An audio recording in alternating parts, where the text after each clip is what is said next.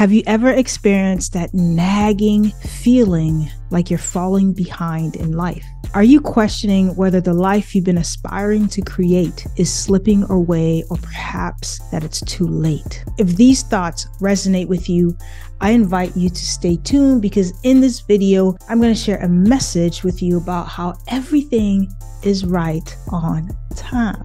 Welcome to my channel. My name is Francis, and I believe that when we defy the resistance in our lives and we face our fears, we can create wildly beautiful lives. So my goal is to really inspire you to rise above the self-doubt, conquer your fears, and embrace a life of limitless possibilities, free from judgment, with full clarity. So if this message resonates with you as you sort of watch the video, you know what to do. Just show me some love, hit the like button, subscribe, and join my Thrive newsletter to continue this conversation offline. But most importantly, check out my 125 self-reflection questions that will change your life. It's completely free and allows you to dig a little bit deeper. All right, so let's get started. Is it too late? That's the question that we're going to explore. And I'll first start with a story. It was actually a very recent story. Not too long ago, a close friend of my cousin tragically passed away.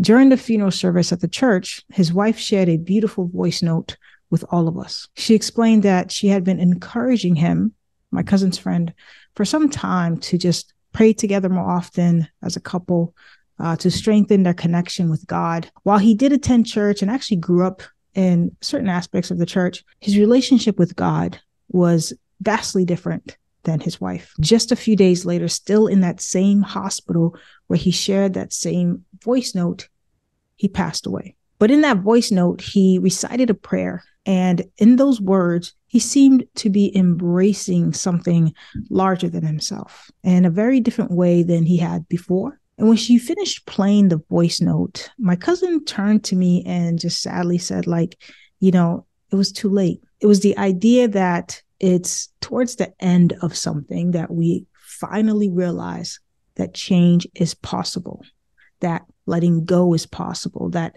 forgiveness is possible, that embracing something, anything is possible. And it's really when life forces our hand that we finally are able to connect with that. And at first, I kind of shook my head like in agreement, but then I started to really think a bit deeper about what she said. And I really believe that it's never too late. And it really struck me how we often perceive things as being too late. And this reminded me of the wisdom of Ram Dass, who once shared the Buddhist teaching. And the Buddha had said that if a person can reach nirvana, even on their deathbed, they will find liberation. So I say this to say that it's never too late. But there are two compelling reasons for this sort of widespread feeling of I'm falling behind in life. And so embracing these two narratives often leads people to procrastinate and accept the belief that starting over is impossible, resigning themselves to the notion that they lack the capacity to transform their lives. The first reason that I actually talk a lot about, which is the comparison trap. I did a whole video that specifically addresses this, which I'll link at the end of this video. Comparing yourself to the people around you, or even strangers, whether they're in your age group or not, can really amplify this feeling of falling behind. Seeing them reach their goals can actually trigger this sense of inadequacy and a sense of urgency. And I say goals because that language is very sort of like matrixy and programmy. What happens is that it stirs up this feeling of self-doubt and makes us question if we're on the right track. It's like there's this invisible pressure to meet certain deadlines and life goals by a certain age. And that can actually make you feel like you're falling behind. It stirs up this feeling of self-doubt and makes us question whether or not we're on the right track. It's like there's this invisible pressure to meet certain deadlines and life goals by a certain age, and that can make you feel like you're lagging behind. But here's the thing. Everybody's life unfolds at its own pace. What looks like someone's rapid ascent to success for someone else might not be the path that you need to be on. It's essential to focus on your own growth and dreams rather than constantly sizing yourself up against other people. Your journey is uniquely yours, and it's okay if it takes on a different route or even if it takes a bit more time. And honestly, like, what is the right track? What is success? Those words are so vague. These concepts are so subjective and open to interpretation, primarily because each person possesses their unique understanding of these terms. And what really impacts their sort of subjective opinions can range vastly from culture, upbringing, and whatever influences that they may have had prior to and even during their entire journey. So let's dig a little deeper into this with some self-reflection questions, because what I found is that it's not necessarily what the other person has achieved. It's really the emotion underneath what your perceptions are that are driving this falling behind feeling. And I already mentioned one of them, which is a sense of inadequacy. So here are 4 questions. Ask yourself this. Number 1, what emotions typically arise when I make these comparisons, and how do they affect my overall well-being? Number 2, what are the things that I truly value and consider as my personal markers for progress and growth? Number 3, do I believe that my worth is defined solely by how I measure up to others? Or can I embrace my unique individuality and self-worth? Number 3, what do I often overlook about myself when I'm caught in the comparison trap?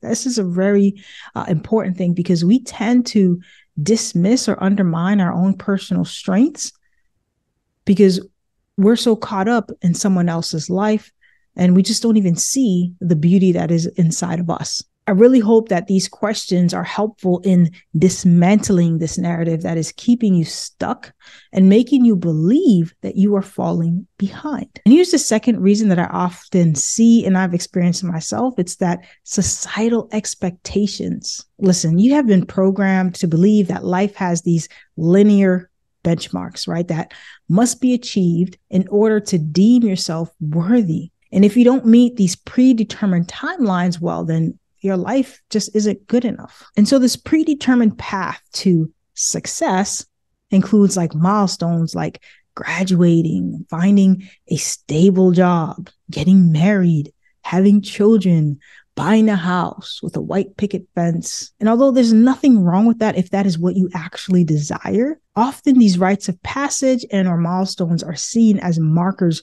of a fulfilling life.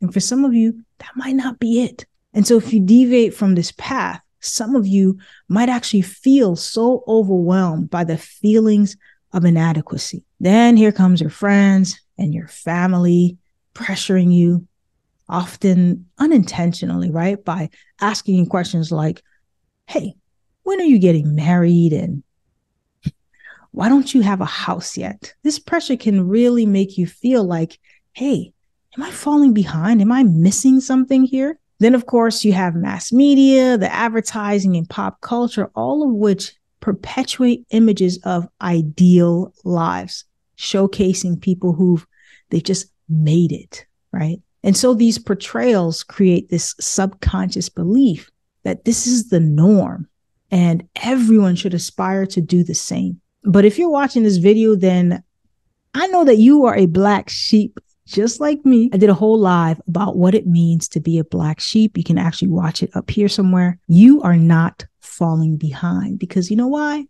You are right on time. I remember in 2015, I enrolled in this public speaking course on Coursera. There's a place that you can take free classes. It's called Coursera.org. You can check it out. During this course, we were tasked with creating a 1-minute video explaining why we had joined the course and also sharing a speaker that we admired. And then we had to share these videos to the forum for everyone to see and respond to and comment. One day, a participant in the course, it was a 71-year-old guy, and he posted a question. He asked, "Is it too late for me to start public speaking at my age?" And that question really struck a chord with a lot of people in the group. In fact, he received 81 responses, all filled with encouragement, assuring him that it's just never too late. And because he asked that question, it actually prompted a 62-year-old woman who shared her journey of learning French for the first time, proving that age should never be a barrier to growth and personal development, or wanting to create something new in your life. And then there was even a 47-year-old who initially thought, he believed that he was actually too old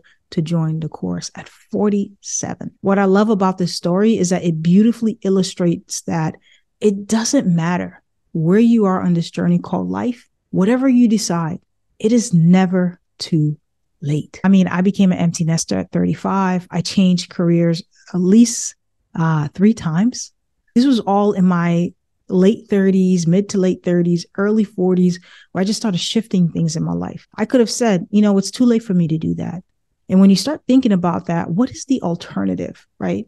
All right, so we're nearing the end of this video, and I have just one last message for you. In fact, if you're feeling like you're falling behind in life, just keep listening to this message. Sometimes there are major detours in our lives. We call them life transitions. I call them detours because we often believe that they are setbacks. And I'm talking about life transitions like maybe divorce, maybe you lost your job, or becoming an empty nester like I did. Those kinds of experiences and life transitions can really disrupt our sense of purpose, or even amplify this sense of feeling that we're falling behind. So I recognize that. When I became an empty nester, I felt that disruption to my core because I didn't know who I was aside from being a mom.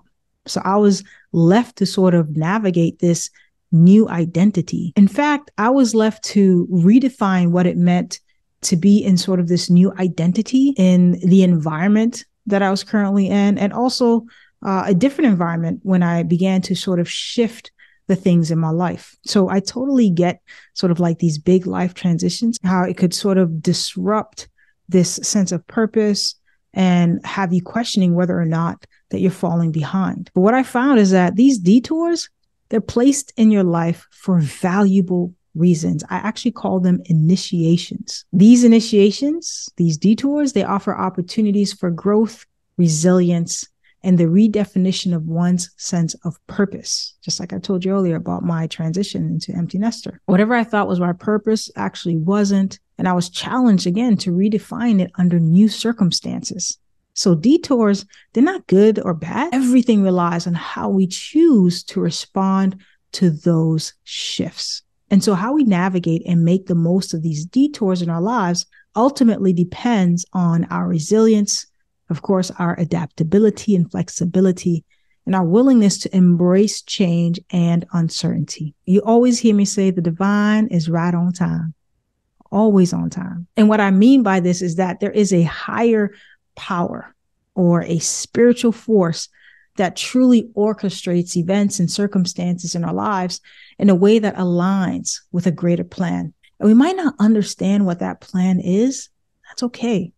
It'll circle back. A long time ago, I just stopped questioning those detours. I stopped questioning if I was on time or right on track, or if I was, progressing, whatever that meant. I had to redefine those terms, because what difference does it make in the grand scheme of things? At the end of the day, the accumulation of all the sort of like the material possessions, these labels, these identities, the social status, what does that do for the evolution of our souls? Do these matter in a spiritual context? I do believe that we need to live into our fullest potential.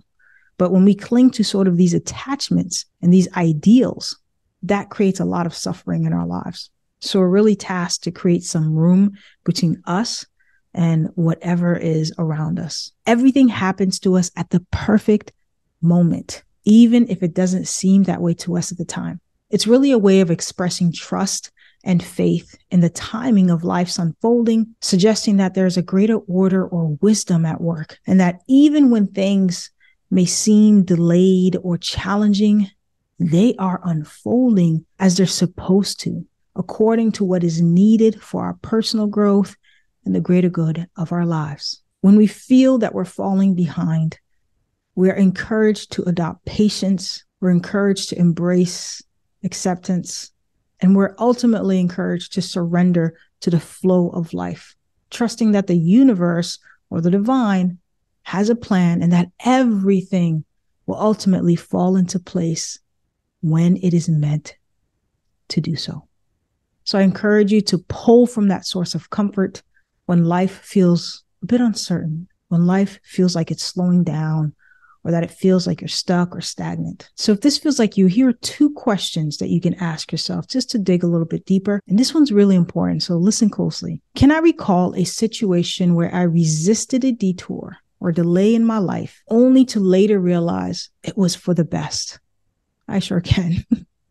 Plenty of examples. The second question is, how might my life change if I fully embrace the idea that everything is happening as it should, even if I don't understand it at the moment? I hope those questions really help you explore things a bit deeper. I hope by the end of this video that you're feeling a sense of calm as life continues to unfold for you. Please just take a moment to comment and share in the comments below when a detour unexpectedly led to something beautiful and positive in your life, or maybe share if you found comfort again in the idea that falling behind is a construct worth reconsidering. Your experiences and insights are so valuable to our community, so I thank you in advance. As always, if you found this video helpful, don't forget to give it a thumbs up and subscribe to the channel. In the meantime, join my Thrive newsletter. There are 125 self-reflection questions that can help you get started right now in the description below. As always, I thank you so much for watching, and I'll see you on the other side of wholeness. Take care.